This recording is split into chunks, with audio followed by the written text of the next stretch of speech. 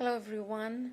Today we're going to talk about the most beautiful actress of Hollywood, Marilyn Monroe. We're going to just go through her life, what did she stand for, the kind of issues she had, and how did she struggle out of it.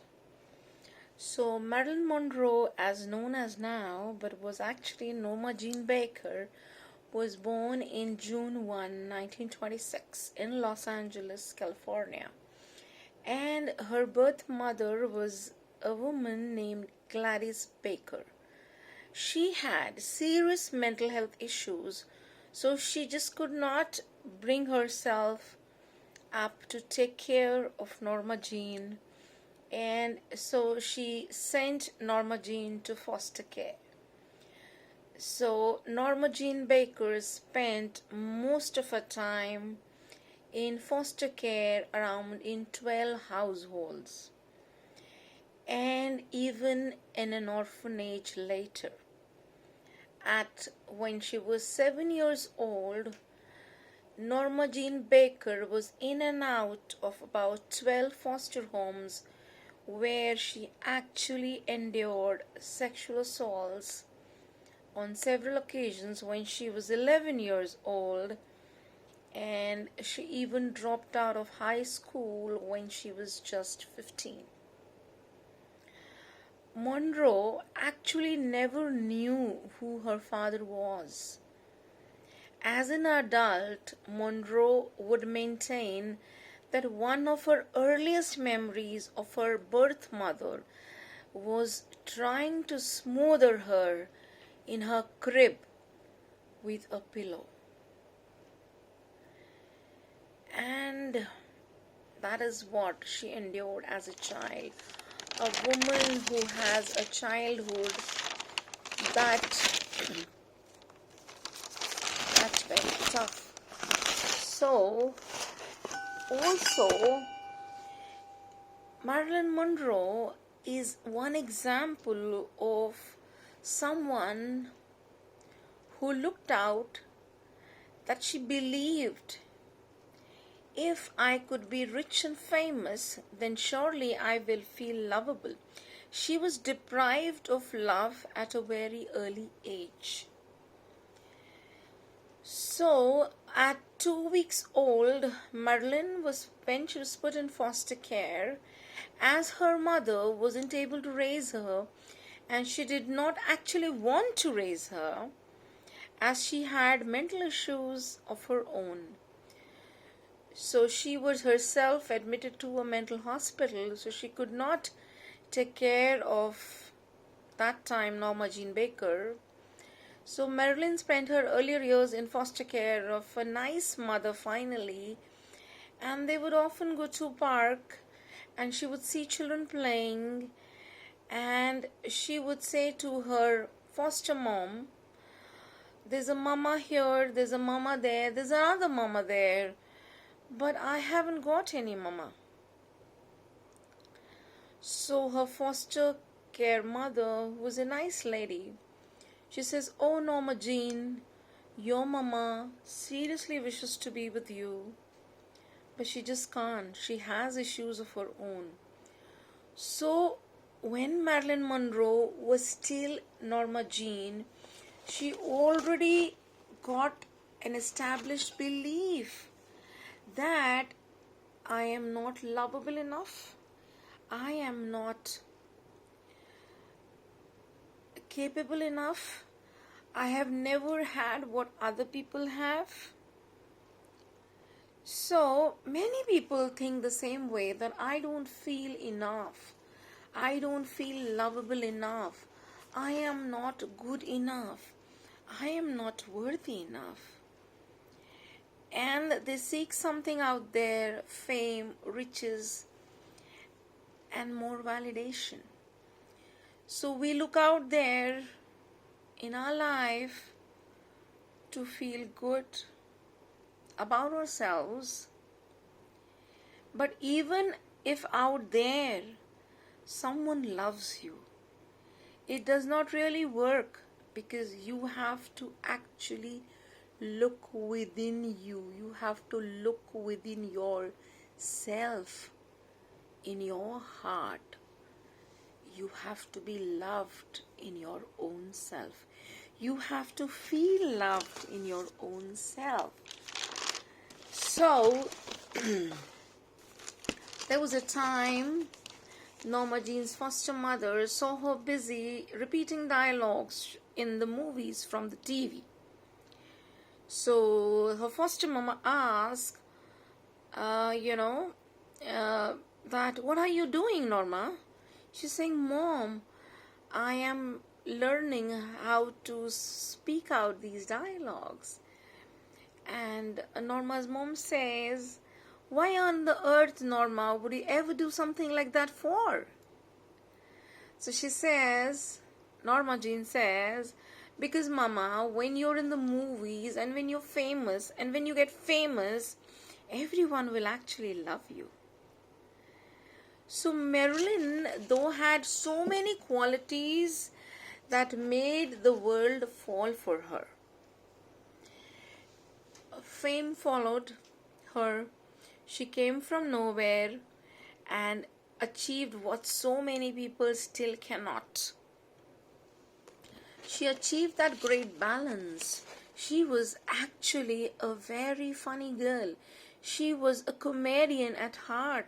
She was a very intelligent girl, as opposed to what kind of roles that she played was a dumb blonde, an unintelligent girl.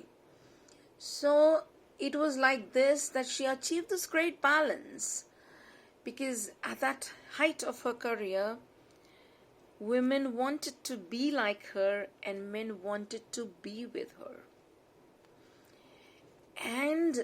But because she didn't believe she was enough, she felt herself drawn to relationships with men who actually did not value her. So Marilyn, at a very early age, then Norma Jean Baker, her last foster mother, thought she was 16, and she got her married to the next door neighbor, 21, who was 21 years old. And that guy was in the forces, and he went on a war. He was a soldier, and Norma Jean Baker was expected to be a housewife, and that is when there was a time when there was a heartfelt desire that she wanted to be a movie star. She wanted to be famous. She wanted to be rich. So she dreamt of being an actress like Jean Harlow and Lana Turner, and she had her reasons for it. She wanted to be famous because she thought when she's famous, people would love her. So she was married to a 21-year-old neighbor. His name was Doherty, who was in the armed forces. So when her husband was sent to the South Pacific, she began working on an ammunitions factory in California, and it was there that she was discovered by a photographer called Tom Kelly, and he just took a picture and gave of her and just gave her $50. That girl required $50 just to pay off a bill, and she posed for him for $50, and that became the that was the shot of that made her so famous. That was the first shot that Tom Kelly took for her. And then she posed in so many magazines, and she started a career as a model, and she was there on the cover of one such magazine. Her husband had certain fellow armed soldiers who were there at the war, and in their leisure time they were going through that magazine, and Dorothy finds his wife on the cover of that magazine, And he says to his fellow inmates there that, that's my wife. He say, come on, come on, come on, we know, come on, yeah, it's okay, I know. Probably we're going through tough time. She isn't anybody's wife. And nobody believed him. I'm sure he had his own reasons. But by the time Doherty returned in 1946, end of war, Monroe already had a very successful career as a model, and she was on most of the cover pages. That year, 1946, she signed her first movie contract. And at first, Monroe wasn't initially considered to be the star acting material. Her acting career really didn't take off until a few years later. With her breathy voice and an hourglass figure, she was soon to be the Hollywood's most sought-after actresses. And that's how her career actually started taking off. And finally, as I said, Marilyn had so many qualities that the world did not even know of. She was an extremely intelligent woman. She knew how to manage her career. She knew how to cook. She was a very good cook. And it was just that every woman at the time wanted to be just like her. Finally, she divorced Doherty and she married Joe DiMaggio, who was a baseball superstar. And with Joe DiMaggio, her relationship was such that he wanted to possess her completely. She was a sex symbol, a reigning sex symbol at that time. And she found herself in romantic leads with other men, and this eventually tore their marriage apart. The insecurities that Joe DiMaggio worked on him over time, and that brought that marriage to an end. Even when she married her final husband, Arthur Miller, she was already planning the divorce with him. She already knew from the very start that it was amazing to the people. It amazed the people who were there on her wedding day with John Miller. They said that she was already telling people how few days would this marriage last. So, no matter how you try to show someone that you were lovable, people can pick up from your body that you actually do not love yourself. It's why many beautiful men and many beautiful women appear to get left when they seem to have it all. And if you haven't got self-esteem, no amount of love from another person or ultimate beauty, your being beautiful and pretty, or awards, or any accolades of that sort is actually going to give you self-esteem if you cannot give it to yourself in the first place. So Marilyn's life is actually a cautionary story. It's a lesson. It's a very interesting lesson. We can only learn from people like Marilyn Monroe that we can see in our lives what exactly where her thinking went wrong. Can you really see where your thinking went wrong? And your thinking might as well be going wrong currently as well. So if you can see where you're going wrong, then actually you have the power to actually put it right. So fall in love with yourself. It sounds hard, does it? It's actually very simple. Look at yourself in the mirror every day and say to yourself, I love you, dear. You are lovable. You are capable. You are enough. You're worthy of being loved.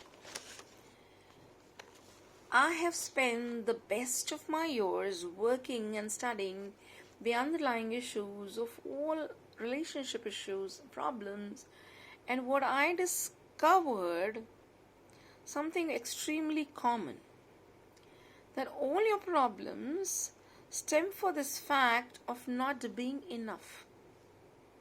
I have an entire movement all about knowing that you are enough, which itself will change your entire life. And why aren't you capable? You are very much. I know that how it feels, how it would have felt for Marilyn Monroe to always end up with the wrong guy. Alright, because even though no matter how wrong the guy was for her, he did provide her security, emotional security, and there was a familiar feeling to be attracted to a certain type of men. Well, I have seen a lot of people breaking away from that pattern. So if you need to break away from the pattern, you have always been attracting the wrong guys, the wrong people, the people you know consciously are not good for you, but somehow subconsciously you do get attracted to people who are not good for you, who are there to take advantage of you. So these are certain patterns. If they are repeating in your life, you have to blast that belief of being familiar with all the bad guys. So you need to make it unfamiliar. You want to break away from that recurring pattern and make it unfamiliar. Make those guys unfamiliar. So as soon as you start choosing your personal happiness over your family's but destructive choices, things seriously fall into place. That's when you meet that right person, that one guy who's right for you. So what patterns do you really need to break from your romantic life? Are you being hurt by the same things and the same type of behavior again and again in your relationship? Are there repeated patterns? Are you really chasing love to find an assurance with yourself that you are actually lovable? And you really need to chase love? Stop running. You don't need to do or become anything different to be lovable. Nothing needs to be taken away from your body. No weight you need to lose. You are lovable simply because you are you. That is what I always tell my clients. Stop running. Nothing needs to be taken out of your body. You don't need to lose that 15 kgs of weight or 20 kgs of weight, or need to buy that new makeup or need to change your wardrobe to be attracted or to be attractive to the guys that you chase with. Because when the right relationship comes along in your life, you will find that these cosmetic changes aren't the ones that actually last in a relationship. So thank you so much for watching. Do write to me at my WhatsApp 766968 in case you are struggling with any relationship issues. Bye bye and see you somewhere else.